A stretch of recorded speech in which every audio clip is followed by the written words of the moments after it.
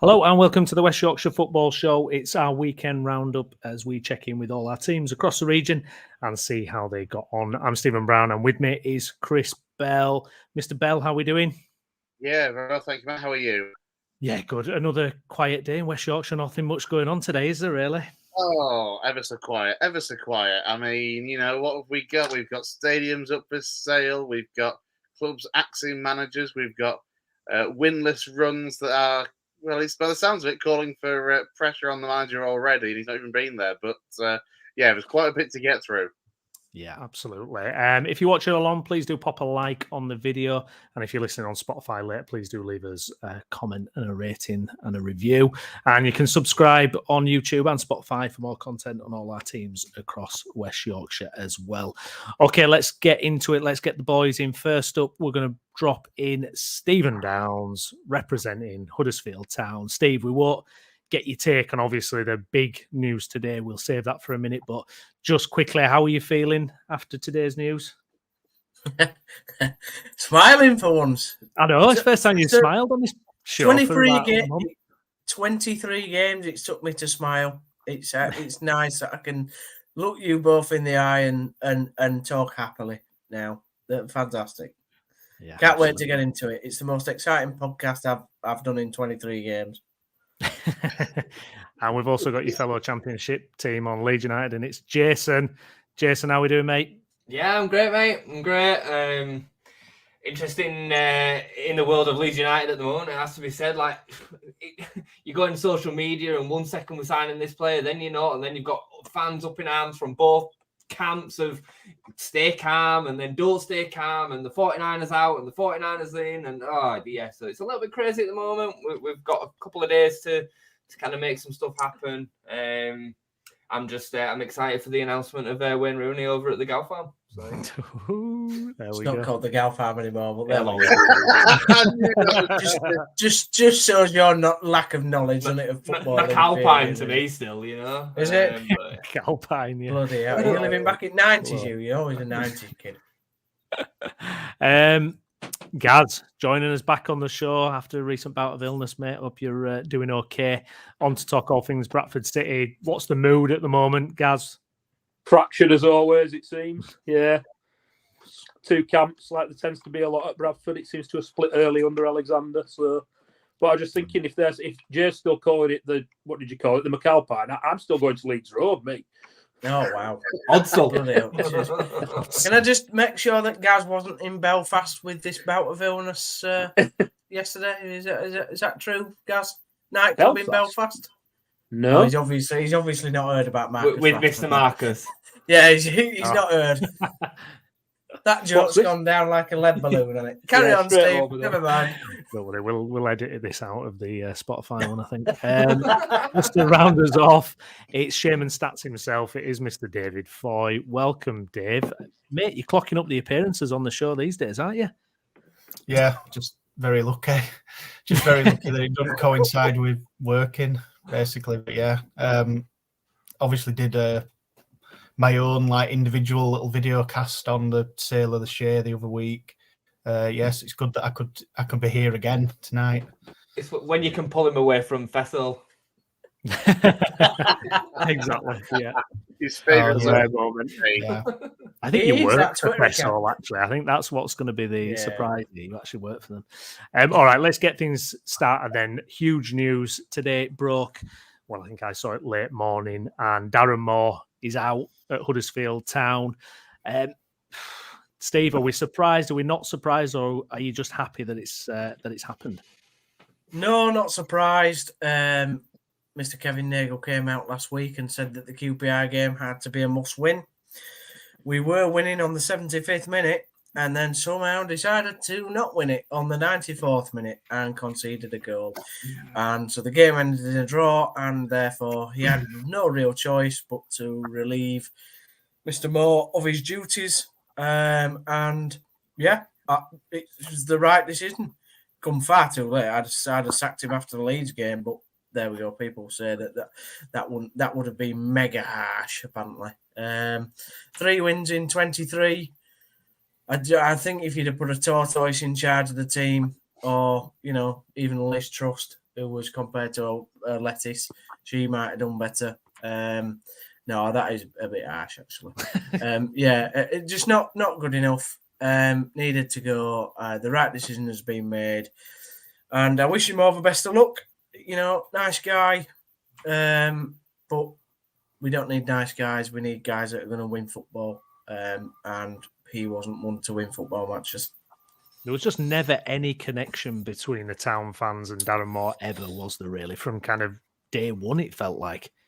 No, he didn't really. I sort of when it was first announced, the podcasts are there to speak fact. I was sort of on the fence. I was kind of happy with the appointment. I thought, let's give him a chance, but I wasn't totally I didn't think it was going to work for a mega long time, put it that way. The football was dull, which I kind of knew from what is Sheffield Wednesday, how that played anyway, how he played there. But I just didn't expect him not to be able to have any connection with the fans. I mean, he didn't even try. He'd sit there in press conferences and come out with this absolute book of total FA speak and not be able to put into words how he wanted to describe things. Yes, people's taken some bits out of context, but to go on match after match and not even, after wins, even the 3 wins that he had, he couldn't connect with us. He didn't go over to clap the fans. He didn't say anything about the fan base, really. He just said, oh, it's great that they're going to be there. And to me, there's no charisma on the touchline, didn't look passion, didn't, try and drive the team, made wrong choices, played players out of position, and has clearly bitten the bullet for, like I said, not winning football matches, and the correct call in my view. Yeah, we've got Aidan here as well. He backs up, says 100% should have sacked him after the Leeds game. Not many high points in his regime. I think Kevin Nagle, in the statement that they've put out, he said there have been some mitigating circumstances, such as high number of injuries, but we've still not seen enough on the pitch in terms of results or the direction of travel in playing style and performance. Is it a bit of a damning indiction on Kevin Nagle's reign so far, though, that his first pick, obviously got rid of Warnock quite early in the season for this change. This was meant to be a long-term plan, and here we are just a few months into it, and it's already finished. Not a great start, would you say, to Nagle's ownership there? So just to put into context, I don't think it was 100% his managerial choice. I think the way that Kevin ran the club to begin with was, he likes to leave people in charge. I think that one of the things that he said to me and Chris, and particularly me the first time I interviewed him, was, he's put people in place to make decisions. Jake Edwards, the CEO, Mark Cartwright, the director of football, and so on and so forth. He's put people in positions that he trusts, that think that will pick the right people to do the job. So I think it was a Mark Cartwright and Jake Edwards appointment mainly. I think, Kevin was probably persuaded by what Moore did at Sheffield Wednesday. And, he's still learning about English football, how it works, how to operate. He's not going to know all these people inside out, where Mark Cartwright and Jake Edwards do. So I think it was more their appointment. It's been a bad appointment. I think anybody following Neil Warnock was always going to have a hard time anyway because of what he achieved last season, what he means to the club from a longevity point of view. And I feel like you needed somebody to come in who had a bit of energy after Warnock, and to continue the positive vibes. The not necessarily Warnock didn't play all out attacking football, but when it was against a big team, he'd go for it, he'd at least try and play some football. Where Darren just decided to sit back, play the same formation over time, and not be able to have the mindset and agility to change either the formation or the personnel within games. And that's the biggest point for me. He's supposed to be an experienced manager, and he sorely lacked that ability to see what's happening in the games. You know, he talked about, you know, we had planned subs 4 days before the match to take somebody off on the 59th minute and 30 seconds. You can't do that in a game. It's all about emotion. You've got to go with how the game's free flowing. You know, what's a player feeling and thinking at the time. You've got to react to a game. You can't it's not a robotic football manager type experience. And so I feel that's something that Darren probably needs to learn. And yeah, okay, it's a mistake, and let's hope it doesn't cost us as championship position. But Steve, do you think anybody would have been given the fans backing after Warnock? Like, genuinely, like, because I think there's a certain angle. I remember speaking to you maybe a game or two in, and you were already kind of feeling a little bit sour on him. And I mean, I remember after Bielsa, when I think whoever came in would have probably had the same treatment that Jesse Marsh had. And Jesse Marsh obviously ended up not being right. This isn't defending him, but I think he was kind of up against it from the start because of who he was following. I just think it probably similar for Warnock. Yeah, I 100% agree with that. You know, it would have been, and that's what I've said. It would have been extremely tough for anybody to come in after Warnock. But you know, the thing for me was that Darren didn't even try to have a connection with the fan base. You know, Warnock got that. He's got that in spades wherever he goes, hasn't he? You know, he's hated in Ipswich, but he probably could go down there and turn it round if he wanted to. So, to me, it's all about, okay, fair enough. 2 games in, 3 games in, I was trying to still give him the opportunity, but I was already seeing things that I weren't that happy with. You know, and yeah, he was learning about the players, and I agree that he's had bad injuries, but I don't understand how we've had so many injuries for such a long time. I mean, Danny Moore's not even played this year. What is his injury? Nobody can tell us what his injury is. Delano Bergzog's been out for a few weeks now. Don't know why. He wouldn't give any, and all he kept saying was, "It's in the hands of the medical team. It's in the hands of the medical team." Well, that's all right, and yes, they've got expertise in that area, but come on, he can't.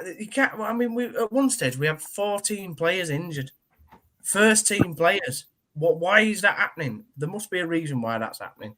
So I agree, Jay, that he probably was harshly treated maybe earlier than other managers were, but I think there were reasons behind that. And like I say, I lost it at Leeds when he played Edwards at left back, and you know, against Somerville, who is one of the quickest players ever to play in the Championship. He's been on fire for you lads, firing in form, scoring goals, making assists, and he puts Edwards at left back where he's not played for 6 months and he's totally out of shape. And to me, that's his first bad decision. And his second bad decision was when Somerville ghosted past him 9 times in the first 5 minutes, he didn't think, oh, I'll tell you what, I'll use my Championship sort of experienced manager head and I'll whip him off. And he didn't. He left him on for a full 35, 40 minutes before taking him off at half time. And to me, that I can't forgive him for that. Just as we get on to potential new managers, Tim Assey and Exile Terrier and Ipswich, does Steve think there's any chance of Warnock returning?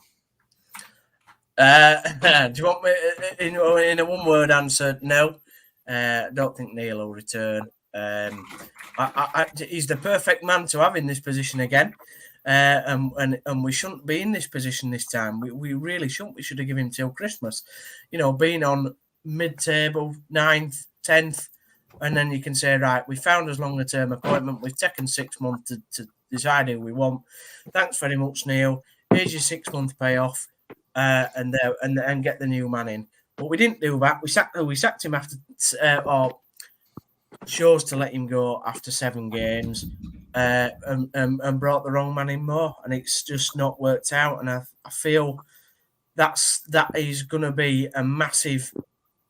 When history looks back on this season, that will be a massive decision taken by Kevin Nagle and his team, and he's got to get the next appointment right. I was sat here 12 months ago saying we must get this appointment right. And I'm sat here 12 months later saying the exact same thing around about the same time. I'm pretty sure it's today. Somebody can tell me if I'm wrong. No, it might not be today. It was this week when Fotheringham got the job, I think. Steve, you say you said it I've this tried to time block last year. I say it every 6 months in charge of Bradford. We're watching Bradford. Well, you're saying it after 7 games, not you, but some of your lot. So, yeah, it's just I'm happy today, but I'm also worried at the same time. And obviously, I know Aidan, who commented earlier, I know him personally, and he jokes with me every time and saying that we should be getting Steve Evans in charge from Stevenage. And every time I disagree with him, but he'll like me for mentioning that. Is he on the odds, Steve Evans, running along the bottom? Steve Evans, I hope not. Hey, you could do a lot worse. So Steve Evans is currently out. Yeah, we could do it. Is it Stevenage? Is Steve Evans? He's 40-1 to get the Huddersfield Town job, which is quite a way down, but still shorter odds than Jesse Marsh at 50-1, who you'll nicely see I've added to the list at the bottom of the screen. Yeah, thanks. Mr. Mark Hughes as well. Wayne's a lot closer. We don't need Mark Hughes. That was what made Jason say you could do a lot worse when he saw Jesse Marsh pop up across bottom. I've had a fiver on Super Steve Evans. Yeah, go away. Yeah. I'm feeling an outside punt on Nathan Jones. Right. So the thing is, Jay, right? You look at Nathan Jones, and genuinely, I think our fan base will combust. Because, like, honest to God, right? If Steve Cooper came in, the first thing he'd have to do is apologise for cheating in the playoff final. We won't go back over. Oh, grow up. Right? We won't go back over that. But that needs to be his first statement. The second thing. Can you imagine? Right. If there's one man on that list that Kevin Nagle should be tapping up and going hell for leather to get, it's Steve Cooper. Yeah, I agree. Steve Cooper ain't going nowhere near that job. Chris, I agree. Two things. I agree with you. He should be number one target. He should definitely be the number one target. But I sort of half joke. But then again, obviously, I know how our fan base reacts. So, you know, he'd need to say, not sorry, but he'd need to say, you know, that thanks for giving me the chance to manage such a great football club. But I genuinely think the fan base would combust if Nathan Jones got the job. I don't think anybody would go. He's literally come out in the past and said that Town fans are all knobheads. So virtually. So I can't. You are. Spawn. You're spot on. So there are more. I think there are more realistic options on that list that Chris has rolled through. You know, you've got John Eustace at Birmingham. I'm not. You know, he did all right at Birmingham, but then again, I agree. No way Steve Cooper's coming up. I'm not being funny though. This is going to be the first appointment because let's be honest. After the Darren Moore debacle and the fact that, as you mentioned earlier, Steve, that was left to other people within the club basically to source Darren Moore and to go with it. Do you not think that on this one, despite the impression that I kind of got when we met him a few weeks back, he's going to be a hell of a lot more hands-on, I think, with this decision. Yeah, I agree. As I said, weirdly, as we said on last week's show, I think I said the point that for me, this is going to be potentially one of the biggest decisions Kevin Nagle will ever make whilst in charge of Huddersfield Town. Yeah. This is the one where he's got to put his money where his mouth is and actually go for ambition. He has got to go for somebody that's going to be, because I appreciate Heckingbottom is I think he's the favourite of a couple of bookies at the moment. Yeah. Sensible option, but I'm not entirely sure if he's an exciting option. And especially the attacking option that is what Kevin wants, let alone the fan base. Yeah, Surely, I mean that. Well, you know what? He's got to he's going to put his dollars where his mouth is and go hell for leather to get the best and most exciting candidate he can get. Yeah, I agree. I agree to 100% with you, Chris, that he needs to, you know, get this one right. It'll be the biggest decision he makes while he's town chairman at this moment in time, and probably for hopefully a few years to come. I think the Heckingbottom thing's interesting because he has rumoured to have the club spoke to him. It's rumoured that's happened. I think he'd be a nice cuddly fit in terms of, because he's from the area, he's managed a number of teams around here, probably gets the fan base. We're very similar to Barnsley in that sort of, hard working community sort of fan base. So there's a very similar fan base, and I think he will get that. He's a no-nonsense sort of talking manager. I don't think he talks in riddles. I know everybody takes the mickey out of him for that referee rant that he had against Spurs, but that were about a one-off. I do think he talks. He don't use the book of FA speak. I think he actually, speaks his mind. So he wouldn't be a bad choice for me. Whether he plays the full-on attacking football, I'm not really sure, because at Barnsley he did. At Sheffield he had a lot better squad, but he came after Chris Wilder, who played a certain way, and so I think he had to stick with that formation, where at Barnsley he did play a 4-2-3-1, which is, to me, a one that Town fans seem to like. So Heckingbottom's an interesting one. I think it will be him. If I stick my money on it now, I think it'll be Heckingbottom, and I think he'll be announced before the Sheff Wednesday game. He won't.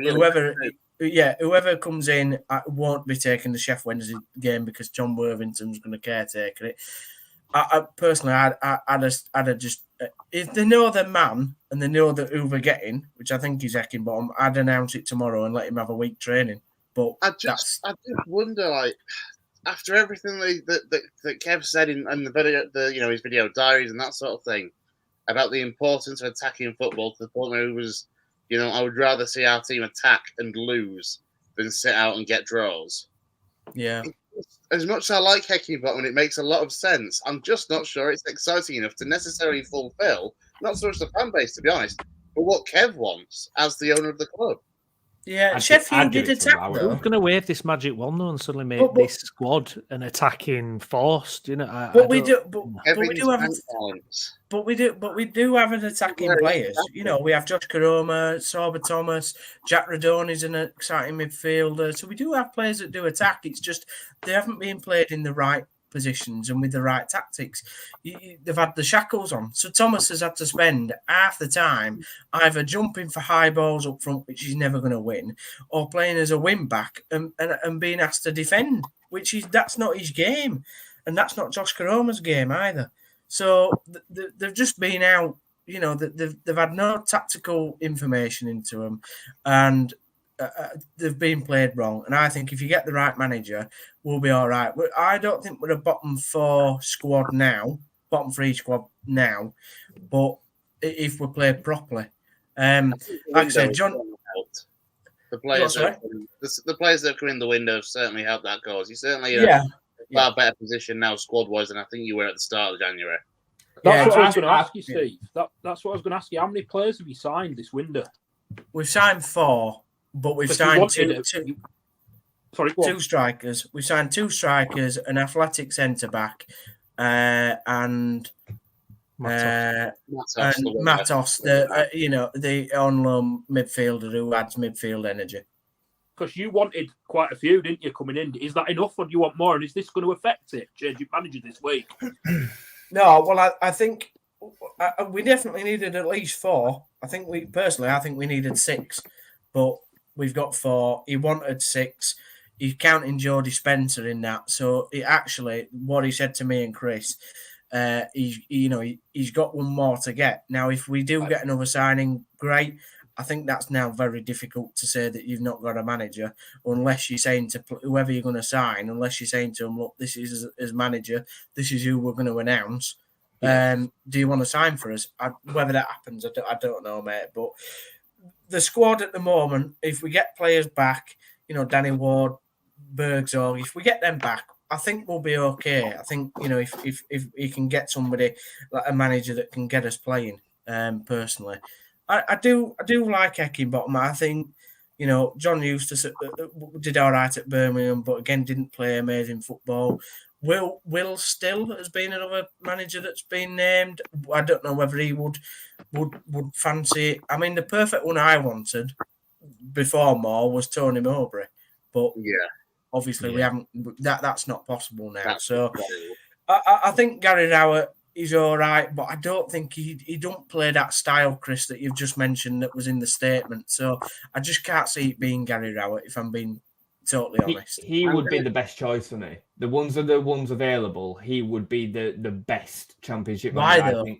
I just think he's shown previously at Millwall, Derby that he can achieve good results in the Championship. I think he's got the right mentality. I think his tactics are purpose-built to get points. I think he's a bit more like Warnock.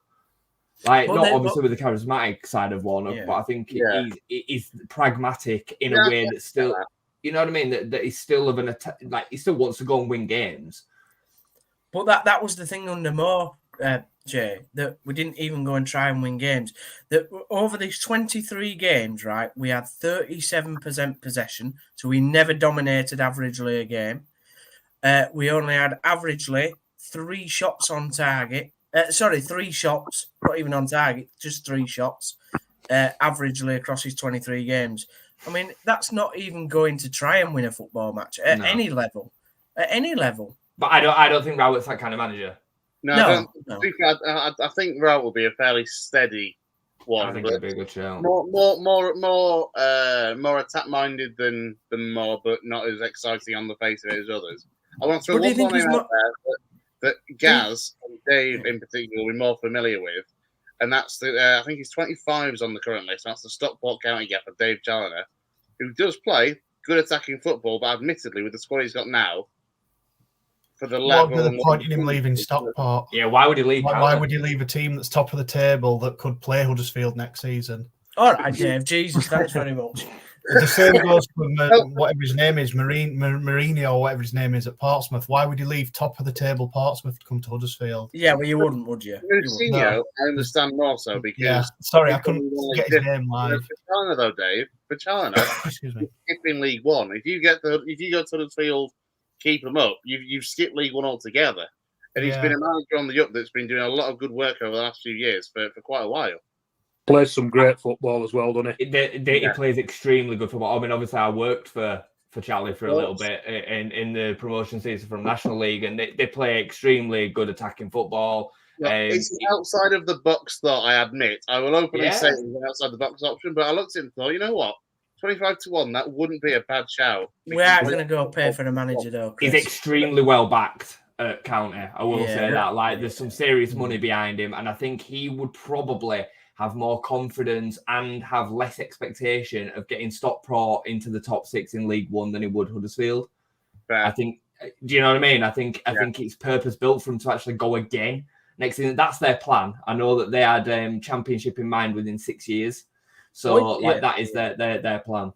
What you have to remember, and Jay makes a very good point there, that if he gets Stockport promoted, there's literally no expectation for him to do well in League One.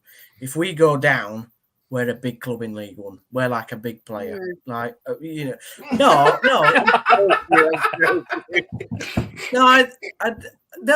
we are though. Historically, we are. You can't not deny that. Over the last 15 years, 20 years, we've been a big club in League One. We helped to shape that league. You know, you think of the clubs that have come through that division.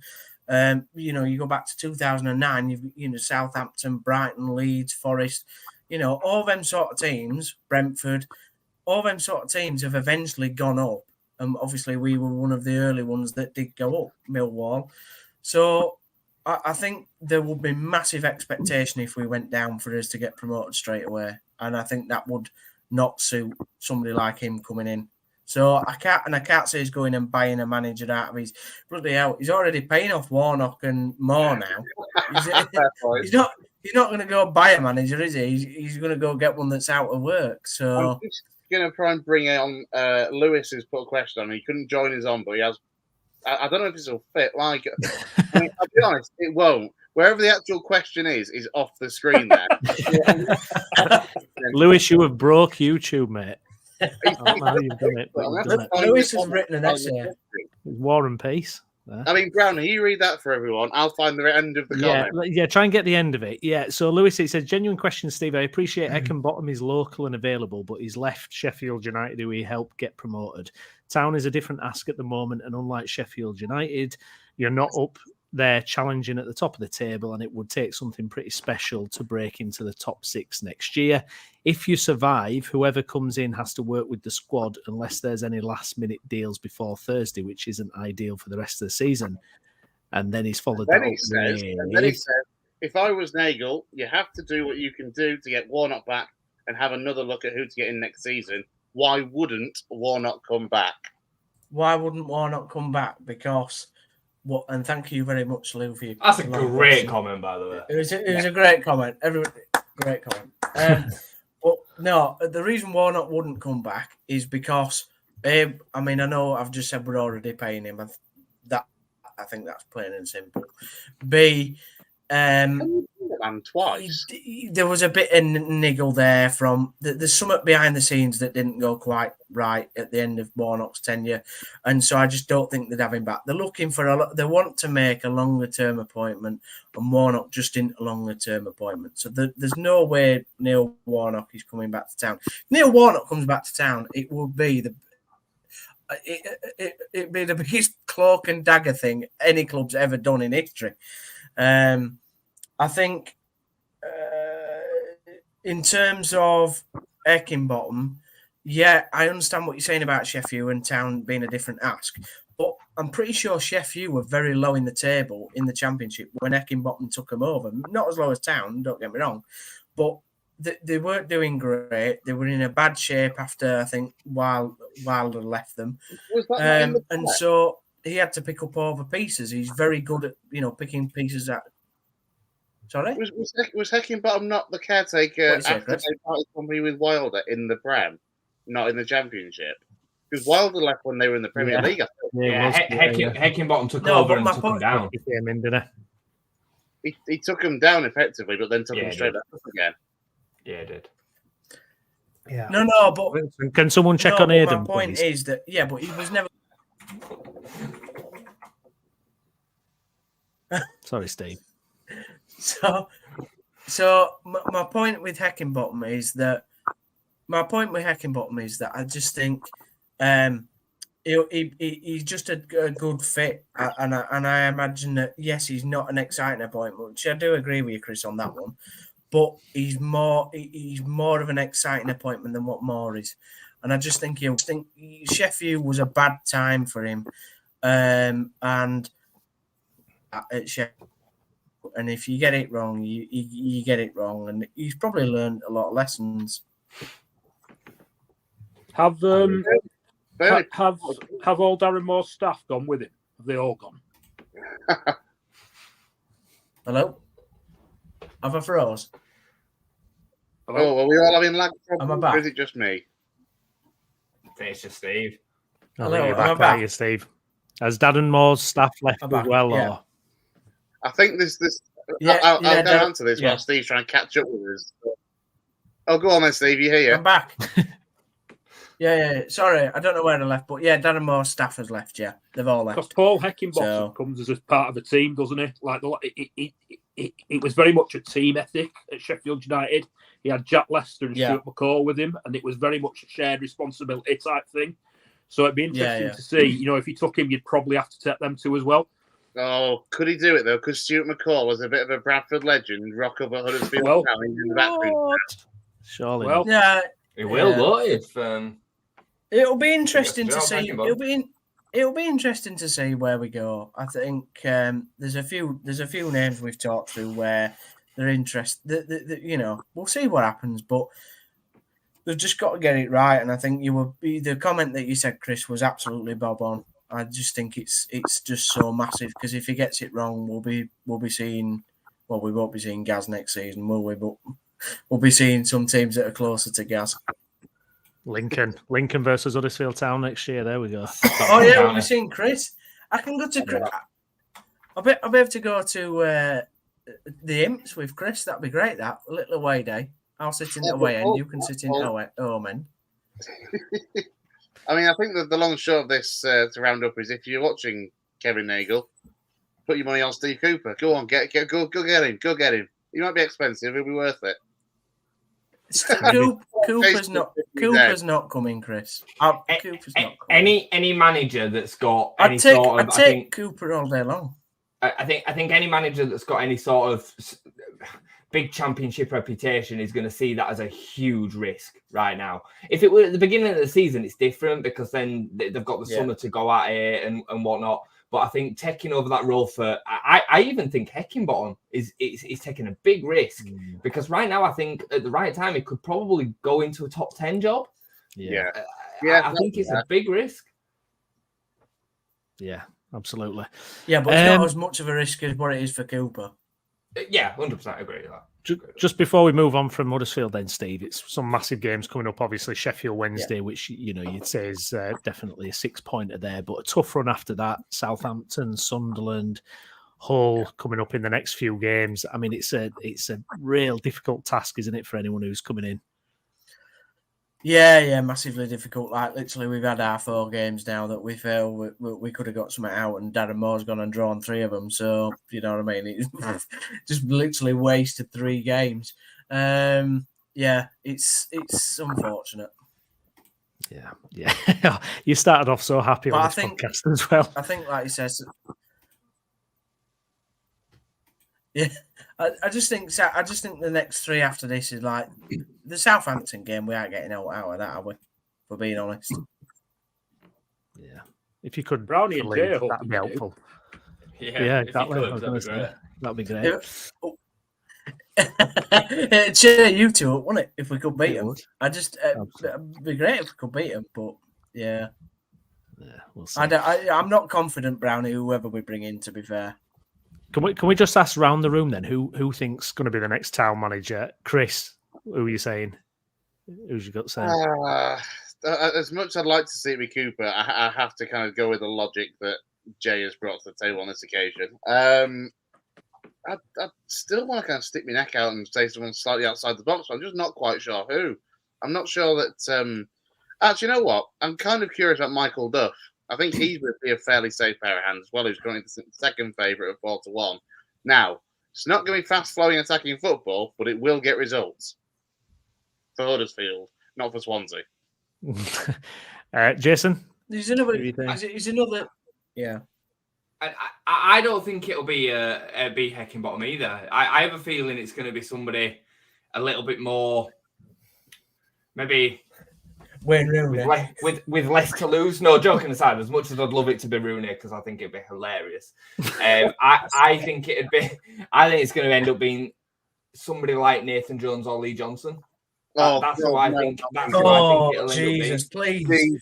Please not Lee Johnson. Mate, please. I think he's going to find it a hard time to sell this to sort of. Jay, not Lee Johnson. Right, but not Lee Johnson. Jesus, he's been terrible for. At least 3 jobs. I'd rather have Gary Johnson. I'll have his dad. I'd rather have his dad in charge. You know what? I'd back Gary Johnson instead. At least he's doing all right at Torquay. Jesus, I think it is. I'm telling you, I don't think Heckingbottom's going to be the one that rocks up there. Could be completely wrong, but yeah. Other than that, Wayne Rooney. Gaz, who are you saying, mate? As much as I'd love you to take Mark Hughes, I think it's going to be. I've got a sneaky feeling it might be John Eustace. Could be. Mm-hmm. There you go. Why are you all bullying me? I can't wait for this. Go on, Dave. I'm going to drop a name in that's on our list, but we haven't actually mentioned him. And if you're looking for Mr. Charisma, then why isn't Gareth Ainsworth in the building with his long hair and rock star? He's a rock star, so you guys could get relegated. It'll be like, I know, but look, I'm a manager who's also a rock star and I'm quirky. So, yeah. Get him on the list. He's on the list. He's there. He's 33-1. Okay. That's what I said. We haven't mentioned him, though. Lincoln legend is Gareth Ainsworth, and I will not hear a bad word said against him. I tell you, either him or his hair. Before we move on from names, just talking about names, what about Alex Neil? You know what? No, because he failed at Stoke. He failed at Stoke. He had a big budget at Stoke, didn't he? But everybody's failed at Stoke recently. Like, it's a bit of a poison challenge to come down. Like, Alex Neil's done some good work in the Championship. Yeah, he did do a stable job at, was it Preston? He did a stable job. Did he take Norwich? Norwich. Was he one of the... I'm not feeling Alex Neil. No, I don't think you were. I'm not feeling Alex Neil. I'm not feeling him. I'm just not. No, not for me, Jay. I know he's another name and that, but I'm just still playing ahead of Lee Johnson, the way, Steve. Well ahead of him. Oh yeah. Yeah. I cannot wait for Steve's full meltdown when this management announcement happens. All this excitement now, all this happiness and excitement now Darren Moore's gone. And in a week's time, when we come back to do the Monday night review and Huddersfield have appointed somebody, it's going to be a very different looking Steve Downs, isn't it? Yeah. It'll be either happy. It'll be either happy because I feel it's the right appointment, or it'll be an absolute. You're going to League One. Yeah. And we'll be seeing Dave soon. Mark Fotheringham. Oh my God! You imagine? More and more. For what it's worth, can I say I predicted that Warner could come back this season? I'm sticking with it. I still think there's a chance. Steve, you're not, are you? You're not, are you? It could happen. Come on. Could happen. You saying there's a chance? To be fair, no. we are very nearly in February, and that is when Neil Warnock likes to start his jobs. Yeah. I'm putting my hat on. I'm putting my hat on it now. It'll be between Michael Duff, Eckenbottom, or somebody out of the blue that we've not even said. No, not Wayne Rooney. Shut up. We need to get that rumour going. You're all bullying me. Like, get that rumour going on the Twitter. See if we can stir it up. Good stuff. All right. So I think we've discussed Huddersfield Town at length. Poor Steve coming on. I feels like he has to defend Huddersfield Town every week on this show, but it's all part and parcel, isn't it? It feels like I have to defend my own honour. Yeah. Elsewhere in the Championship, Jason, Leeds United, it was a break from the Championship this weekend. It was the FA Cup. It was a 1-1 draw against Plymouth. You can check out mine and Jay's reaction to that game over on the channel. Disappointing, wasn't it, to finish with a 1-1 draw, and obviously got a long trip to Plymouth now. We play them in short succession as well, don't we? So it's not helpful. Kind of away from on the pitch matters, transfer, a lot of frustration building in parts of the fan base, isn't there?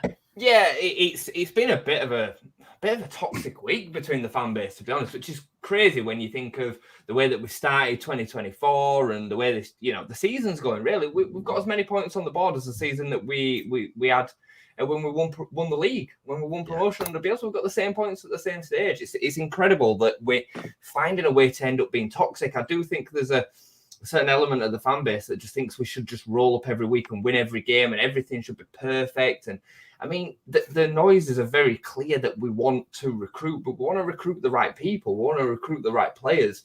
We don't just want to sign anybody for the sake of having another body in through the door. The biggest problem that we're having is we have a settled 11, and the 2 or 3 that come in after the settled 11 are pretty settled as well. There's a bit of rotation between a couple of the bodies, Stroik, Ampadu, Kamara, Gruev, these players that, come in when there's an opening. Even out wide, Dan James comes out, Nonto comes in, Somerville goes out, Jayden Anthony comes in. So signing anybody for these positions when they are then in a situation where they're sitting on a Premier League bench, why are they going to come and sit on a Championship bench when they can sit on a Premier League bench? It makes no sense, because they're not just going to come straight into our first team. If they are going to come straight into our first team, the likelihood is that they're already playing for Burnley or whoever at that stage in the Premier League, because that's where we're trying to recruit for. If we then recruit the quality that's a little bit below that, then they're not good enough to play. So what's the point in having them? So it's a real tricky position that we find ourselves in. This week, Leeds fans have had an absolute meltdown over a Japanese international that they didn't even know existed 3 days ago. And then it was, I'll try and pronounce it right. Nishioka. Hashioka. Yeah, so Yuta Nakayama. We basically signed him by all intents and purposes from Belgium League. And then, maybe 3 hours later, it was on the way to Luton. It had turned out that Leeds had cooled their interest on it a little bit because he had an injury, and we wanted to take him on loan for the rest of the season and then sign him permanently, whereas Luton were prepared to pay the $2 million up front. Are we sure we didn't get on the wrong plane going to a British airport beginning with L? With L.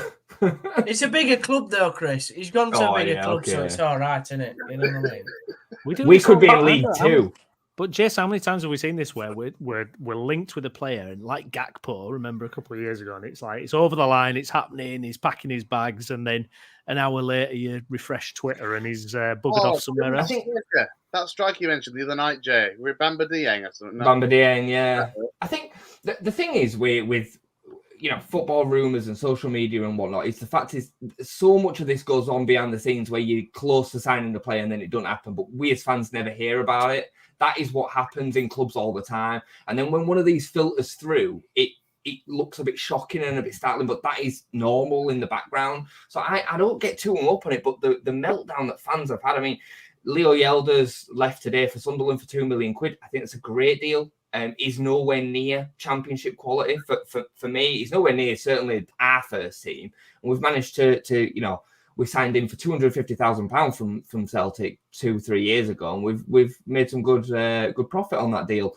He's not going to play whether we sign anybody or not. He didn't even make the squad at the weekend, and we had 2 goalkeepers on the bench. So for me, I don't know why we're having this meltdown. I understand that we started the window off stronger than we are now.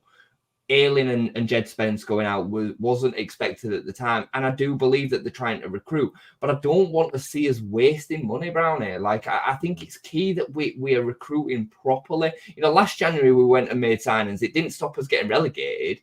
It didn't stop us being crap. And so I just think the signings need to be right. And I'm confident that we will make deals before Thursday. I think it's going to go to the wire, though.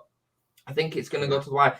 David Brooks, as an example, it's clear for him that Southampton makes a lot more sense. He doesn't have to move. He's obviously living in Bournemouth at the moment, so he's down on the south coast. Southampton need a right winger. They never replaced Nathan Tella, and now they have for the rest of the season. Whereas for us, he's a great player, but it's a mad signing for Southampton. It comes into Leeds, though. This is true, though, Steve and Gaz. Like, he comes into Leeds and he doesn't start. He would struggle to start games because of Somerville. Because of Somerville, James, and Rutter. Yeah, well, he's not going to head of James in the form that he's been in, and Somerville, I think, is one of the best wingers in division. So I agree with you there. So he ends up sat on the bench. So then, how do you compete with Southampton, who were promising him to start week in, week out? It makes no sense. So I understand the position the club are in, mate. I'm not in this having a meltdown stage. I will be disappointed if we don't make any signings between now and the end of the deadline, because I don't believe it's that difficult to make sure that we've got enough to get us over the line. Right now, we're in a position where we can catch second and we can get goal up automatically. It could very well be the case that if we don't recruit, especially a right back, we will look now between now and May and think we were short there, and that's what's cost us.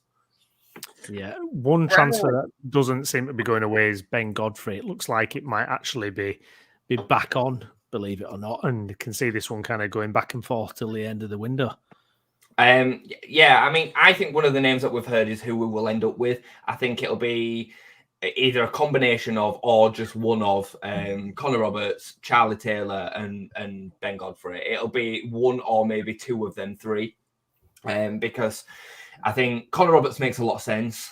He just does. Championship experience, championship winner, is good at this level, out and out right back. Massive long throw. Yeah. He also will, I think, back himself to come in and be Archie Gray to that position for the rest of the season. I just think it makes a lot of sense. Would be able to deal with his wage demands. I think Charlie Taylor makes a hell of a lot of sense because he can play left back if Firpo and Byram, or when they get inevitably injured, because they will. He can also play centre back. He's got the Leeds links. He's extremely experienced, and I think again he can transmit into 1 or 2 seasons in the Premier League for Leeds. So it makes sense. Ben Godfrey, on the face of it, makes a lot of sense, but he's also on 77 grand a week. So where does the middle point come for Everton and Leeds to kind of find a deal there? Because I do again think that is potential. But rumour has it he's got a lot of interest from Italy. Genoa and AC Milan apparently are both wanting him as well. But all 3 of them, I think, come in and are starting within 2 weeks. I think all of them would command a place within the team. And that's the difference. Taylor, I think, comes straight in and plays left centre-back until Stroik's fit. Godfrey obviously plays straight away at right back, but I don't see him displacing Rodon. not with the way it run up. Maybe they could play together. I don't know. And Connor Roberts goes straight in at right back. So yeah, all three of them make sense for me. It sounds like deadline day could be really exciting, which is a great time, Brownie, for us to plug our deadline day special. Yes, we'll be on what we're live 7:30, going all the way through to the closure of the deadline, and we'll have special guests. And, we've got guests. Whenever all the paperwork's going to be done for like Leeds to finally get a signing in, so that'll be what, about 2:30 they'll finally announce it. Yeah, I'll have a later one. I'll have a later night. Just want to plug that I will be doing a town special at 6 p.m. as well. If anyone wants to tune on before. Well, yes, to be fair, we should have mentioned that earlier. Yeah. Because we all know that I love to do a good backtrack. You mentioning that Leo Helder's gone to Sunderland makes me think just how lucky Huddersfield Town are that Michael Beale has a job. Because, my God, there's a terrible manager. So there's one that you're lucky not to end up lumbered with. But we still might end up with Lee Johnson or Mark Hughes. So that'll be. I genuinely put Dave in charge instead of Lee Johnson. I know Dave not interested in Town one bit, but at least he'd have some idea about playing football. Can I just say on the transfer thing before we move on, Brownie? Like again, Leeds fans getting up in arms about lack of deals and whatnot. The Championship has been minimal for movement. I think actually this transfer window has been dead. It has, hasn't it? Premier League's been non-existent, and you look at the Championship, with the exception of one or two deals here or there, we're not on a zone. I think there's 4 of the top 10 that have not signed anybody. Watford. There's a couple. West Brom, I don't think have signed anybody. Ipswich today have signed Ali Al-Hamadi from Wimbledon, which I think is a really smart move because of the way that where they are. They can give him they can give him first team football. He steps up now from Wimbledon. I think he'll do great. I think he's a big prospect. But apart from that, there's not much. Joe Rothwell. Would we have wanted Joe Rothwell? No. Some of these other players that have gone to the teams up and around us, Leicester have been minimal and they've lost a lot of players. I think Leicester, it's going to be interesting. Everybody's going to be firing at them between now and the end of the season. Dewsbury Hall's probably going to move on, I think, between now and Thursday. Yeah, it seemed like that was set in stone, didn't it? And then it's kind of tailed off, but it's still there, isn't it? Brighton are going to find the money for that one. Brighton are going to find the money for that one, and I think he'll be a top signing for them. I think he suits them to the ground. Premier League's been rubbish now, hasn't it? Rubbish, non-existent. I wonder what Fabrizio Romano's thinking, because obviously his entire livelihood is built around the transfer window, and there's just nothing happening. I'm telling you, this profit and sustainability stick that everybody's been stabbed with is putting everybody on high alert. Everybody, except for City. Well, I mean, I was literally just about to say the same, Jay. That is the reason. That's what it is, isn't it? Like, I think the way that Everton have been treated in the last few months has made everybody think, oh wow, okay, they actually are dealing with this. And I think you're going to see a whopping situation at Forest. I think I cringe at Forest's situation because if they go down this season, I think you might see them go straight down again. I think I don't cringe that they're going to be in. I don't cringe. It'll be excellent for me. Play them in League One, great. Get it in. I don't like seeing any club suffer because of monetary issues. Personally, no. It's not fair for the fans. No. I mean, no fan knows that more than a Leeds fan, and it just sucks. It just because all you can do is kind of sit back and watch your club burn. So, and as much as I'll have enjoyed the last 2 years, it's not the fans' responsibility to be like, oh, we shouldn't be doing all this because what about profit instead of sustainability? That's the club on it to do that. Just before we move on then, Jason, big opportunity on Friday night against Bristol City. If we win that, we move into the automatic promotion places. Obviously, Southampton, Ipswich, couple of games in hand, but psychologically, how big would that be? I think it's big. I think it's big for our boys as well as Ipswich and Southampton. It'll prove a lot to themselves that they can do it. They can, win 6-7 games in a row and bridge that gap and put themselves for the first time this season in the automatic spots. And psychologically, Southampton and Ipswich go into their games then knowing that if they don't win, they don't go back into the top two. I think Ipswich, if I'm honest with you, I think they're done. I think their race is run for the top two. might be a bit premature to say that, but the form that they're on, losing to Maidstone at the weekend, they are still an inflated League One team, and they're better than a League One team. I know they are, of course they are, but what they've done has been incredible this season, but it only had a certain amount of legs, especially against Leeds, Southampton and Leicester. It is without a doubt the strongest three teams I think you've ever seen in the Championship this year. I think it's freaky how strong it is. When Burnley, Luton and Sheffield United inevitably come down, which they probably will, it'll feel different completely next season, I think. Ipswich, I think, are now at a stage where they will probably be happy with a playoff spot, and that'd still be a fantastic achievement for them on the back of getting promoted from League One last season. So I think it's huge for us, mate. Huge. I think it kind of finishes off this run that we've had and shows that we're right in that mix. Some Southampton fans are ruling us out. They're saying it's between them and Ipswich. It's bonkers. I fully trust Daniel Farker at this stage of the season. He's been here time and time again. But 2 title-winning charges with Norwich. I think is the man for the job to take us into that top 2. We really do. Indeed. Okay, we're going to move on now to League Two and Bradford City. Gaz, what can you say? 2-0 defeat to Swindon. A terrible performance by all accounts. It's no wins in 7 in the league. What is going on? What has happened under Graham Alexander? Because he came in, obviously, he had that unbeaten spell, but it just seems to have imploded. Bring back 3-5-2. Bring back 3-5-2. He's playing 3-5-2, Jay. This is the thing. I don't think anybody really knows. I mean, you asked me at the start what the feeling is, and it seems that it's just a common recurring thing that the fan base is split at Bradford all the time. There's always sort of infighting, and people think this and other people think that. And I've defended Alexander a heck of a lot over the last sort of couple of weeks because people have been banging on about his style of play and it's prehistoric and it's long ball. And I'm like, well, you moaned at Hughes for the exact opposite. So can you just decide what you want? Because it's the same people moaning. Ideally, everyone wants the balance, don't they? And I think, that's only fair, but you can't be banging on so completely unhappy about the style of play when you were saying the same thing about Hughes. He spoke after we played Salford last Tuesday night. He spoke after the game and said that was the first time since the Notts County game when we lost 4-2 that he felt that we weren't at it. He felt that the other games when we've not won have been a case of us not taking our chances. I think that's debatable. But that's what he thought, or what he was saying. And then he said Salford last Tuesday, we just weren't at it at all. And then on Saturday, like you said, Swindon away. And that was probably the worst performance since Alexander's come in. It was just horrendous. 2-0 down, could have been 5-0 down at half time. And then, didn't really look like coming back into it in the second half at all. What I will criticise Alexander for is there's 2 things that people are beating him with. Obviously, one's the style of play. The other one is his substitutions or his team selections, should I say. They're all over the place.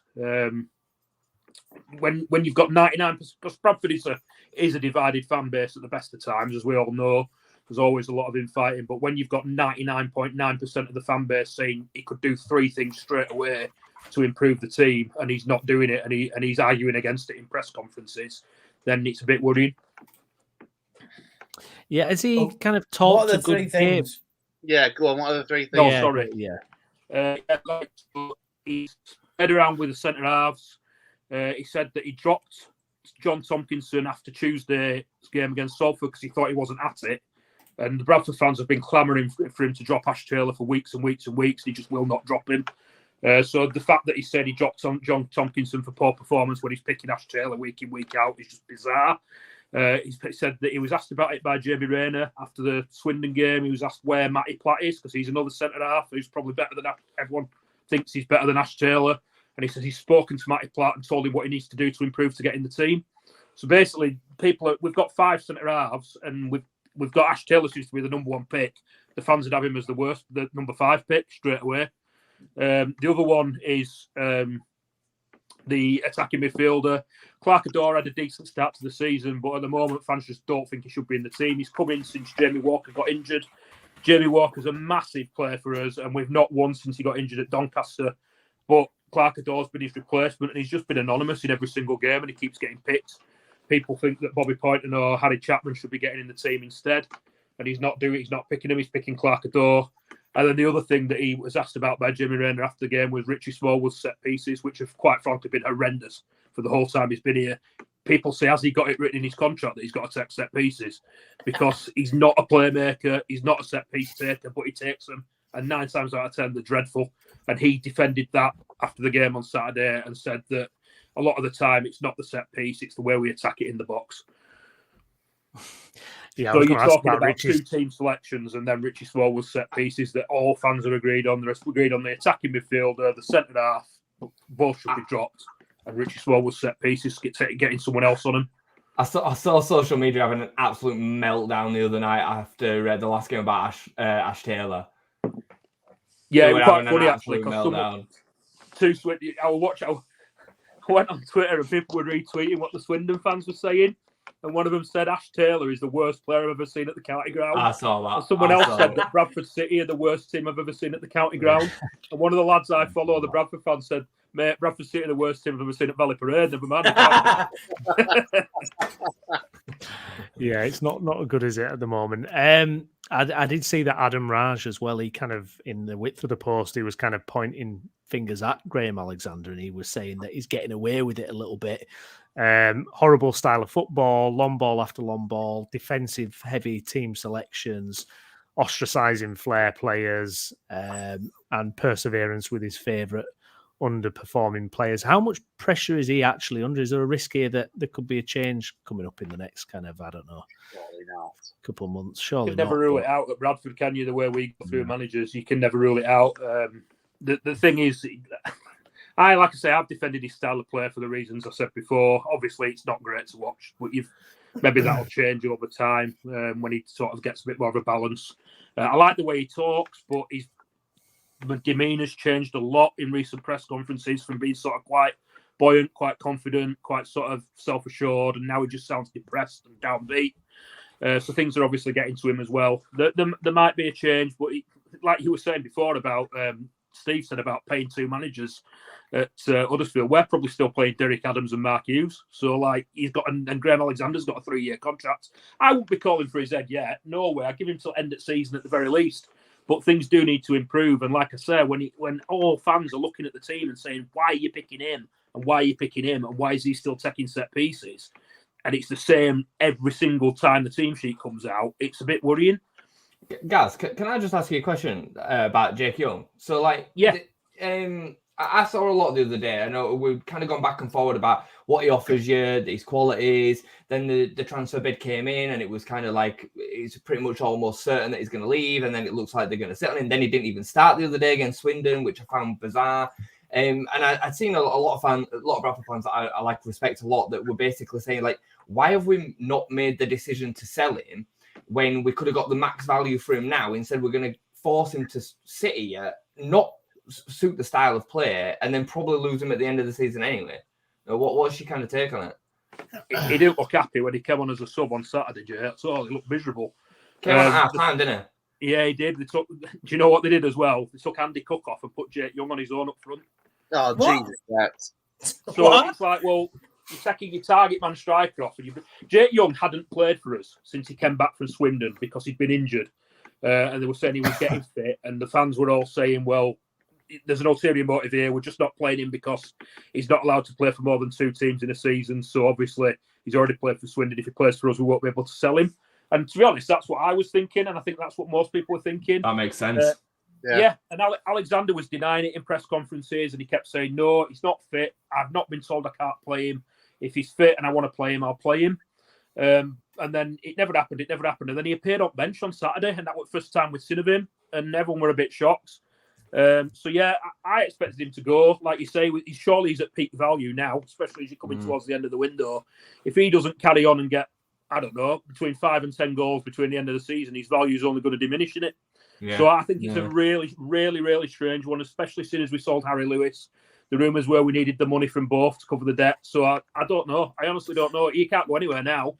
He's going to have to play. They're going to have to play him every game till end of season. They're going to have to somehow get him and Cook working together. Why can't you sell him, guys? Because he can't sign for anybody else, can he? Because he's already played for Swindon and Bradford. So the only club he could technically sign for is Swindon. Yeah, he could sign for someone and be loaned back to either of us. What anybody? What anybody? You can only play for 2 clubs in a season. That's the rule. That's Is rule. it? Yeah. Oh wow, I've learned something there. But So he could go somewhere and he could be loaned back to us or Swindon, but that's it. Yeah. But the other. Would that apply if you went to a Scottish side? If you could sell him to an SPL club? I'm not sure what the rules are outside of I don't know either. England. I'm not sure. Or whether it applies, But even still... The point, though, that I wanted to make as to you is that obviously he like Moore, he's only had January to bring players in.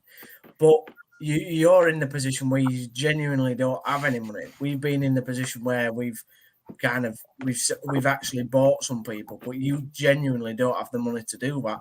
So to me, what's he supposed to do? I don't really know the answer until the summer. If you're selling players to pay off debt, then I don't. What's the guy supposed to do?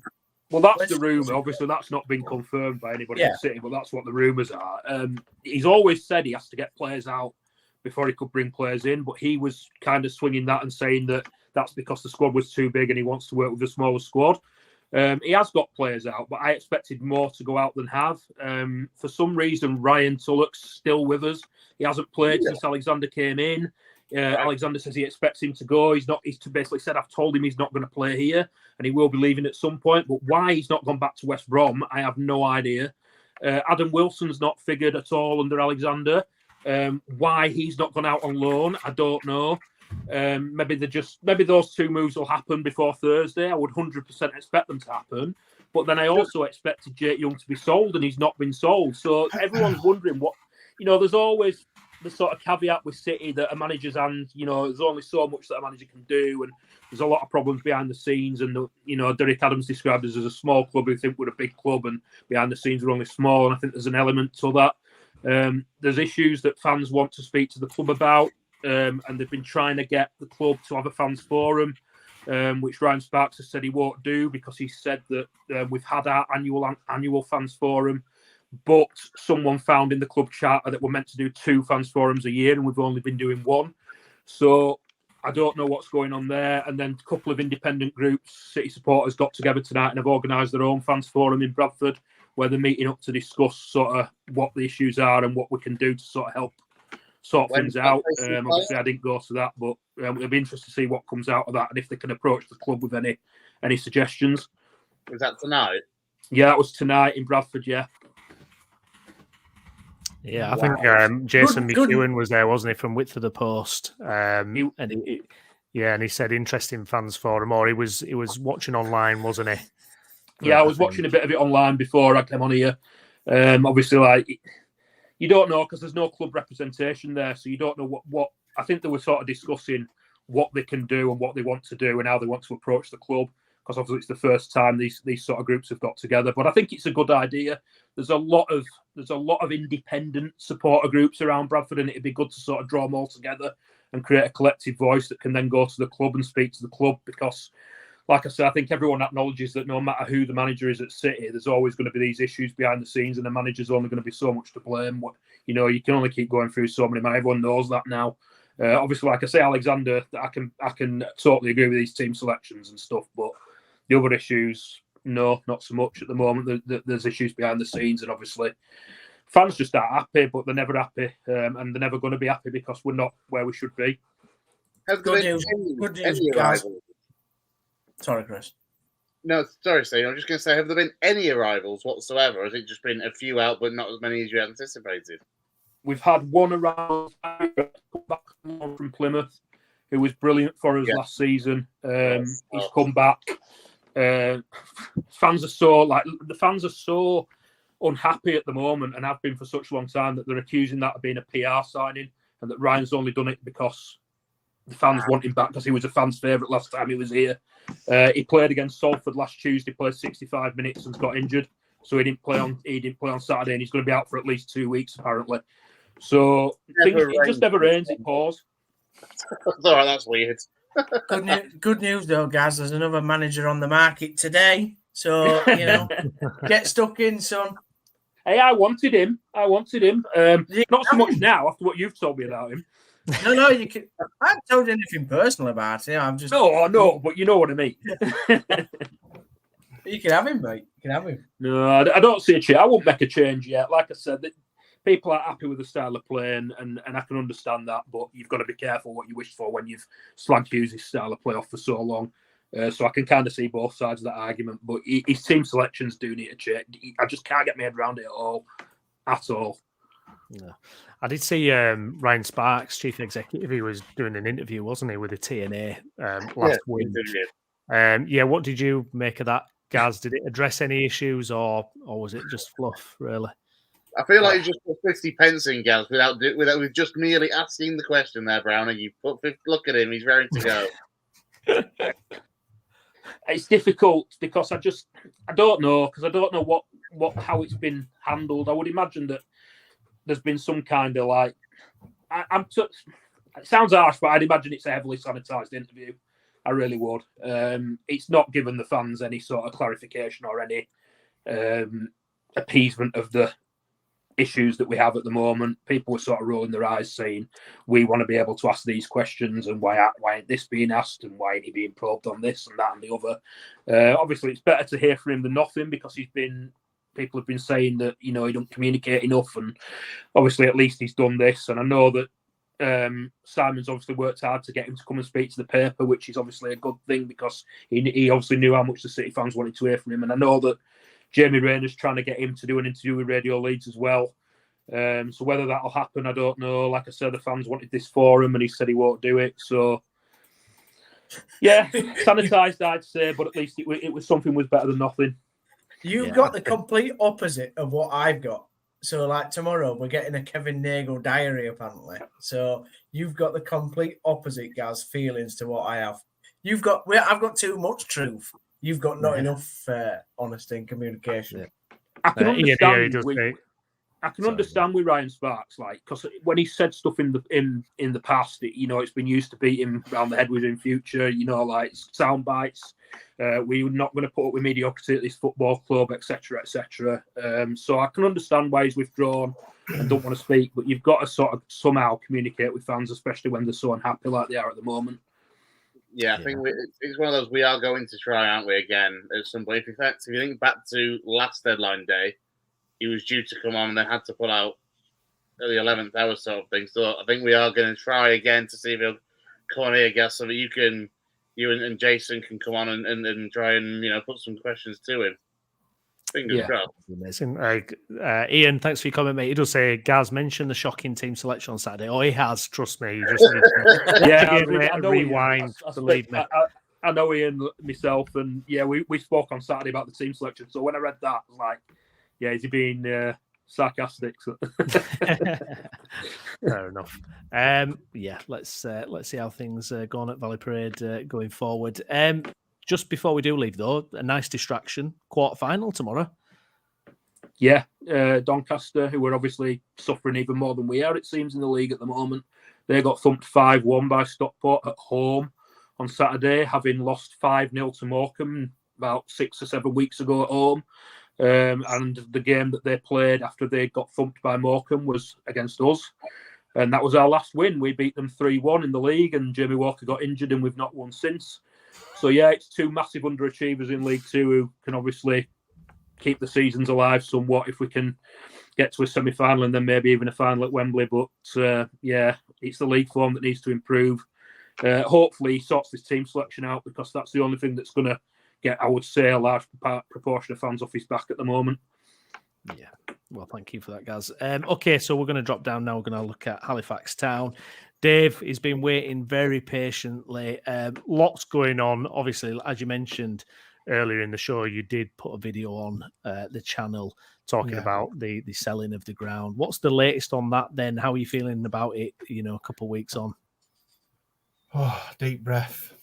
I can only really see a bad outcome, to be honest. The share itself is, other than the East Stand, which were completed in 2010, and that has its own narrative, 3 sides of the ground are essentially falling down. if the ground was even sold, whoever the ground is sold to from the council has got to look after 3 stands that. I mean, the Skirket stand, the seating across from the East stand, I think is condemned almost. I mean, don't tell me that, because that was used as the away end when Rochdale were there a few weeks back. Yeah, well, half of it's condemned. Half of it is condemned. The half that didn't have Rochdale in it is condemned. Whoever's put this pun, by the way, Shale needs to get out the podcast right now. All right, so I'm trying not to look at it. I wasn't even going to bring it up. Dave, it's disgusting. It's an important issue, and Chris is making fun of it. Disgusting. Yeah. Shale. But yeah, unfortunately, yeah, there's 3. I mean, the North stand, which is the terracing that doesn't have home supporters on, has had to have a little bit of like a touch up to keep that functioning. So whoever takes on the ground from the council's got a massive task to take on. And I mean, I don't think either club that's tenants have really got we just don't have the clout. And this is what years of stagnation does. If you don't achieve, we're playing in the National League at the minute. It's the weakest National League for years, and we've not even given it a good go. We're just going to stagnate. Get relegated, move to Park Avenue, share grounds with them and draw 0-0 every week with teams like Peterborough Sports and I don't know, Ossett United and whoever we've played in the past, because we're just not like Southend, absolutely screwed. So they all pulled the socks up, just played great anyway. Fans stayed behind them. They're going to get out of it. We're going the complete opposite way. Right. I know you lost at Wealdstone on Saturday, but you are still only 3 points off the playoffs. The thing with that is we shouldn't be 3 points off the playoffs. We should be like 6 points in the playoffs. We're just starting to. We've only won 3 games in our last 13, which is, you've been throwing around the Darren Moore stats, so it doesn't seem as sort of as what's the word I'm looking for? I mean, he only won 3 in 23, but the last time we won was Boxing Day, and before that, I can't even remember our last win. We're getting overtaken by teams like Altrincham and Bromley. And it's like, what? How is this happening? What's going on? Okay, so the counter on that, I guess, would be, to be fair, to back up your point, Bromley and Altrincham are both clubs with, to be fair, firstly, money behind them and ambition. Like, I mean, Altrincham have got, I think, 3 or 4 members on their board that put in 1.5 million at the start of the season. Yeah, crazy money. With that kind of money, we could walk into the Football League. I just can't. We don't ever do FA Cup runs. We don't do anything there's anything that's money spinning. We just seem allergic to it, completely allergic to it, and that's how we found ourselves where the council wants to get rid of the ground. 3 of the 4 sides are falling down, and that's just where we're at. And that's from just years of just. I don't even know because I don't run the club, but we've never come out and made a statement like, right, we're really going to go for it. Or there's just no communication at all. Can they not sell the club, Dave? Can the club not be sold and somebody comes and buys the club and the ground? They could do. Like what Kevin did, but I can't see anyone coming at the minute. No. Yeah, it's that elusive money now, isn't it? Every club is always wanting the investment and wanting to come and invest in them. Yeah. But what could Halifax Town offer a prospective owner? They don't own the ground. The three of the 4 sides are falling down, and we get 1,500 at home every week. In a stadium that holds 14,000. It was built off the back of the fact they got back into the Football League in 1998. Rugby decided to come down at that time. I'm not going to get into it. It's been 25 years. They've not done a lot with the ground. Put it that way. They've not really done a lot since they've come from all in 98. But So what we're saying is we need somebody to sign Jamie Vardy for a trickle-down fee. Is that what we need, Dave? I mean, it'd have to be. We had him. I mean, signed him for it's 50 unlikely, but I just don't know what we need. But nobody's going to come in and sweep in and save the club because it's been like this since they were formed in 1911. There were people writing into the paper over 100 years ago, we don't keep older players. Why are we selling all those players? What's the point in us? What's the point in us even existing? And it's just happening all over again.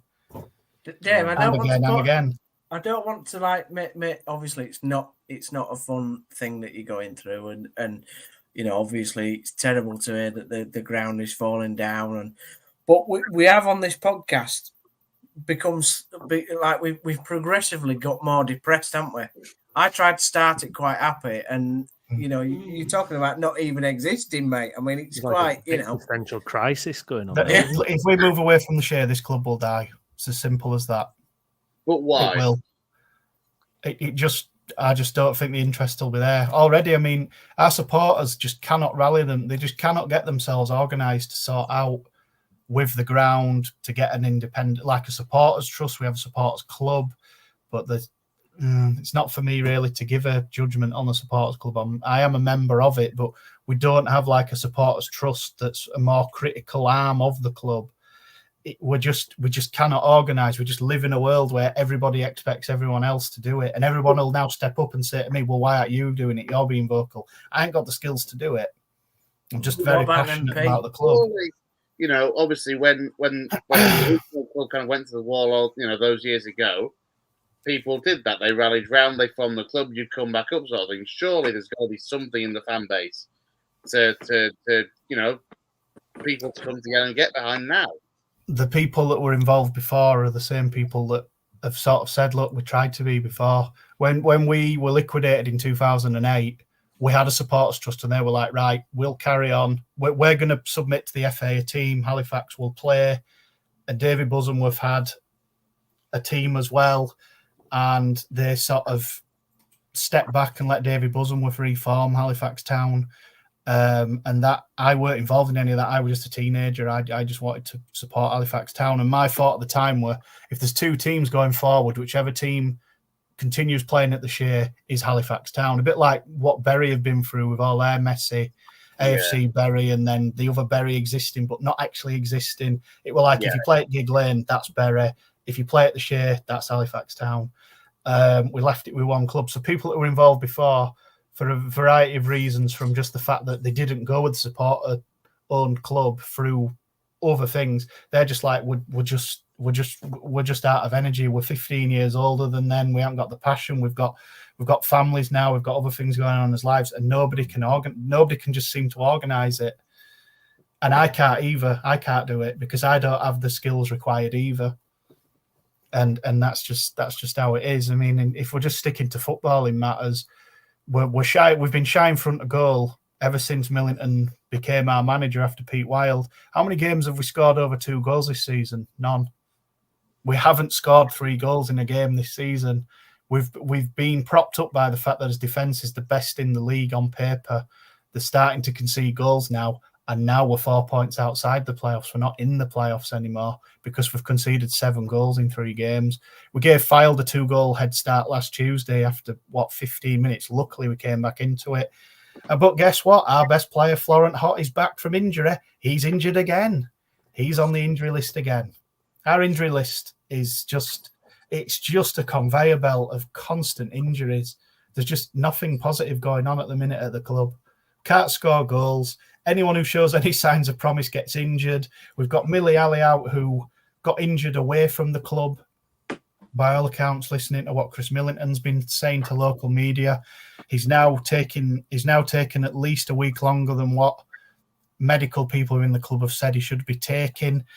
We had this with Ian Spence last year where he was not available to play. Fine to play for Barrow, though, in August when he went and signed for Barrow. Plenty of Player of the Month awards now. Went off with Pete Wild, another man who left us in the lurch. Instead of finishing it off, what you'd built, you left. Everybody's heads got turned. You all left. We slipped from a very slim chance of winning the league down to 4th in the playoffs, and we might as well not have even turned up. And we've been like that for ages. As soon as we hit the 5th tier, it's like, right, that's it. This is where, we're a football league team. Till the day I die, we are a football league team. No matter what crowds we get, because we've been there for 80 years. You know, I look at the league tables now, and I look at like Burton, Sutton, Forest Green, you know, Crawley, Fleetwood, Salford. You know, I'm like, how? I mean, I know some of them have had these multi-millionaires behind them. They build them grounds. They do all this. what is happening? What has happened to football? You know, I just don't get it. There's so many clubs in this league. It's mad. It's new money, Dave. That's the thing. Huddersfield Town, but we've never been new money. We've always just been poor. Nobody's ever took us on and actually done something with us. I know, mate, but it's like the example is Town won 3 championships in a row in 1920s. And for the majority of our history, we've spent it in League One, League Two, League One, and bottom end of the Championship. You know, it's just, unfortunately, I agree with you. You know, you look at the chap at Forest Green Rovers, people laud him to the hill, but he's actually one of the worst chairmen really in the Football League. It's sad what's going on at Halifax, because you are a staple northern club that should do well, should have money, and that's the sad thing. And Lou will come on and say the same about Bradford Park Avenue to some extent. You know, Bradford City shouldn't be in the state they're in. They shouldn't have literally, you know, me and Gaz could probably put our money together and have more money in our bank accounts combined than what the whole of Bradford City's got. You know, that's disgusting. You know, a club that gets 20,000 every week. It's funny. It's not right. It's not funny. It's alarming, really, Dave. What you're saying there is a lot of the stuff that we say at City. The only difference that you said was the crowds, because everything else you're saying about Halifax is exactly what we say about City. I just don't know what else to say. We just seem so shy when it comes to like I watch Maidstone against Ipswich, you know, and they beat Ipswich.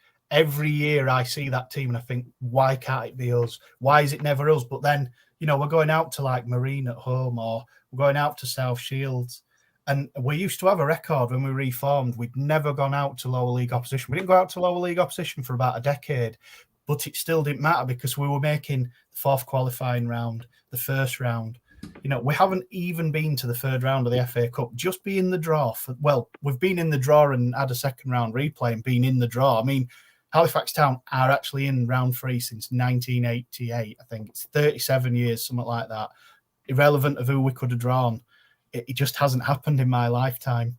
For whatever reason, whether it's been the fact that under Aspin and we're playing like Skelmersdale, we've had to win 6 games to get to the 3rd and 4th qualifying round, you know, and we've beaten teams from leagues above us and done this and we still haven't got there.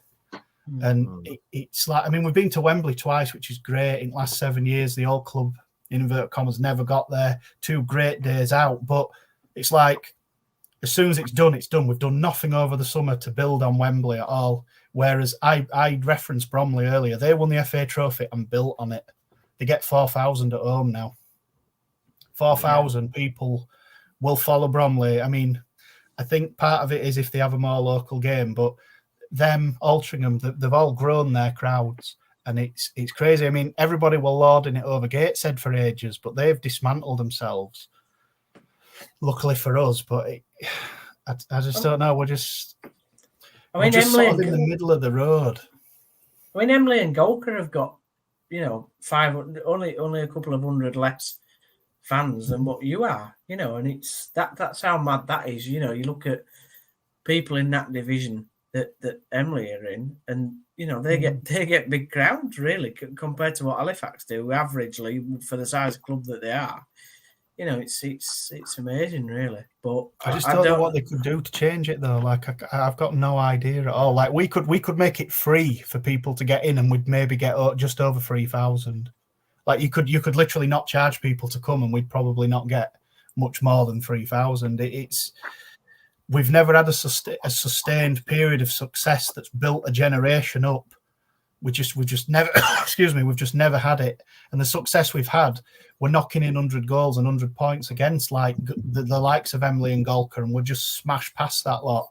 And we haven't grown there. Macclesfield are coming through the leagues now. They're on the back of 3,000 and 4,000 at home. I mean, Robbie Savage has got a big stake in them, and obviously he publicises them and who he is, and you know what I mean. But this is what worries me. It's not even just in our league. I'm looking over my shoulder at like Macclesfield. Bury will be back. Bury will get back into the Football League for Halifax Town, and we've got like a 4 or 5 league start plus all these years where they've been in turmoil. They'll get back before us.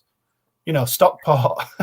I mean, Stockport got took over by a local multi-billionaire, but even when they were down in the Conference North, not even finishing the playoffs, I thought something will just click at Stockport and they'll be fine. And that's what's happened. They've just clicked and they're off. Off they go. They're off up to League One. They might go a bit further. Who knows? You just know with clubs like Scunthorpe are down there now, something will just click and they'll be fine. They'll be absolutely fine. Yeah, but you're talking about Stockport, who I remember Town playing Stockport in League One.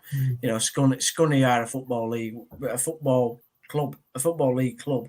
You know, I think the gripe what you're saying is these teams that have never been nowhere near the football league that are suddenly, you know, getting a bit of money and a bit of traction behind them, and then getting into the football league and in some instances staying there. You know, Wrexham is a good example. I know that they were in the football league years ago, but you wouldn't necessarily call Wrexham a staple of Forest Green, didn't say Forest Green, because of the money behind them. But with Forest Green, what I've watched, you see, from non-league is I've watched Forest Green knock on the door. It hadn't opened, so they've just knocked again, and it hadn't opened, so they've knocked again. They've just knocked on the door until it opened. You know what I mean? They went up to League One. They're probably going to come back down. Obviously, they're an absolute mess. It's probably going to be Sutton and Forest Green coming back down. Chesterfield are going to get promoted, and it's, one of 6 then. What Forest Green do have is, whilst Dale Vince is, he's a very Marmite kind of character. I think some people hate him, some people love him. He's actually putting the money in to build them a new stadium. So even though it's not quite going to plan on the pitch right now, they are trying to build for the future and give themselves a base to get back. Well, yeah. I don't know what else to say to that. Yeah, they're building a new ground. Yeah, fine. I don't know. Yeah, it's a tricky one. I know what you mean, though. Like, they're building an infrastructure so that if they come down, they can almost just get back up. But it's... Yeah. I said it in my video as well. This is an even more separate subject. I can't remember if I said it in our video or I said it in our chat, but a club that isn't already on the up, that just moves grounds just because they need to get a new ground, have never flourished. They're either at the same level or they're a level below where they should have been. Like York. York have got this new ground, and they did it while they were in the Conference North, and they've managed to get back to the fifth tier now, but no club that's not ambitious or got money behind them and moved to a new ground as part of that business view or whatever target, there's very few that have thrived, if any. Doncaster did it under their new owner, 20 years ago, built them the ground they're in now, but they did it because they were going up constantly. Yeah. Burton built the Pirelli Stadium off the back of, we are going to the Football League and this is what we need. Nobody's ever moved grounds and then progressed from there. Like Telford got a new ground. They're at Northern Premier League level now. I don't think I've ever seen them that low. Yeah. Who else is there? Darlington had to reform and that Reynolds Arena were never going to work, but they moved grounds from when they were and they're bottom of the North now. Yeah. Chester sort of, I don't really know. Like Chester moved 30 odd year ago into their new ground and never kicked on or did anything with it. They still peaked at League 2 level, didn't they, Chester? And then obviously have dropped and then gone back up to dropped again. Rotherham's probably more successful to do it. Yeah. But Rotherham moved from Millmoor and went to the New York Stadium, whether it was because of or just as well. They went from League 2 up to the Championship. They'd been in the 4th division for ages. Yeah. They were always in League 2. As well. That was one of the big things with Millmoor. As you were saying out the shade, Millmoor was falling apart, so they kind of did something about it next then. Did they, if I'm right thinking, were they not at the they were at the Don Valley Stadium for a little while, weren't they? About 3 seasons, and then they built the New York. Yeah, I went. And obviously, we all know what happened with Brighton. But again, behind the scenes, as that ground's being built, they're putting the infrastructure in place to become what they become now. Like I look at Brighton and Brentford and the likes of Cardiff, Swansea, and I think, 25 years ago, these were coming down the Shea and leaving with no points. We were beating these teams. We were playing these teams, and look at where they are now. I'm not saying that we're as big as Cardiff City or Swansea City by any means, but what I'm saying is there is a time and place when we have played those, and we were beating them regular, finishing above them, Hull City. I think your point's right for somewhere like Brighton. I mean, going down to the Widdy, like it's literally built into a council estate down there. It was a running track, Jay. Yeah, running track around it. It only took a few thousand. So you're right. Like, what's the attraction to a Brighton over a Halifax? Really? They're just a big club. I think they'd got to the FA Cup final in the 80s. Years ago. What it is they are traditionally a bigger club, and people seem to love that. And they love throwing around the word "the sleeping giant." Well, we've never been that. You see, we've always just been a struggling 4th division side. We've never had that run where I think the highest we've ever finished in this history is 3rd in what is now League One, and that were enough to get you nothing. There were no playoffs or anything. And there are even stories then. There's rumours that owners were coming into the changing rooms and saying, "We literally can't afford to go up into the 2nd division." I mean, how mad is that? We're finishing above like Villa and Fulham, and I've seen that in rugby, mate. So that doesn't shock me. Just before we wrap up, then, Dave, back to matters on the pitch. Aldershot at home next match. I mean, obviously, a couple of places ahead. They're in 4th. An opportunity to get back on track, perhaps.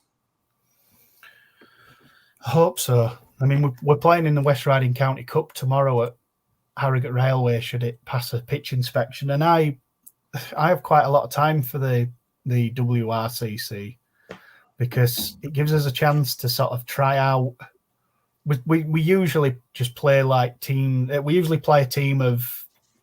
We have like an academy link up with college.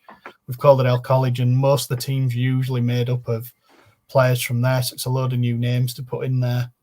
It'd be interesting to see who Chris Millington plays tomorrow, because we've got Justin Awobe, Teddy Lavelle, and goalkeeper Tom Scott out on loan at Park Avenue. So whether they're going to be recalled for that, or there's some kind of clause where they can play for us in this, because I mean Park Avenue will compete in the same competition. So you've got 10 games, haven't you? 10 games in 30 odd days, haven't you? It's been worked out that way with rearrangements and stuff. I mean, crazy. It's a crazy amount of games for a team that's quite small and got, like I say, just a constant conveyor belt of injuries. I mean, Hottie's out for a month now. He scored against Fylde and landed and dislocated his shoulder. And there's stories that he's still wanting to play and then get it sorted at the end of the season. You're on a 3-year contract at Halifax Town, which is unheard of. We usually just do it year to year, and that's how we end up losing players for free.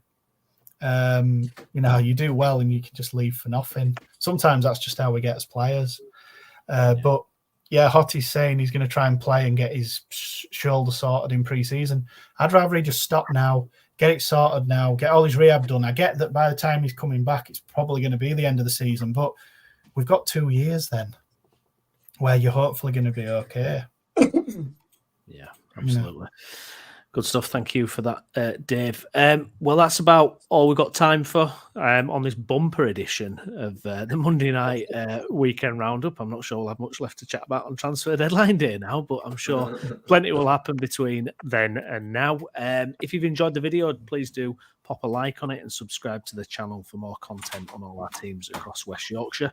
Like I've mentioned, we'll be back Thursday evening live for the transfer deadline day. We had a lot of fun on the one in the summer, didn't we? So it should be pretty entertaining going again. We're going to get all the guys on. We're going to have some guests on as well, so it should be really good. But want to thank everybody for watching. I've been Stephen Brown. With me has been Chris Bell.